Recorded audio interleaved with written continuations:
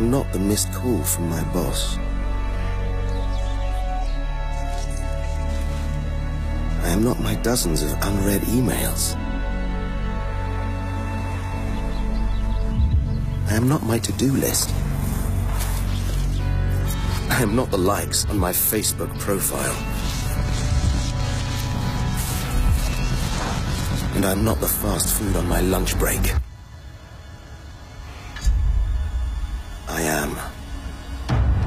I am the leaves falling on my shoulders. I am the grass beneath my feet. The wind blowing through the trees. I am the water flowing between the stones. The soil running between my fingers.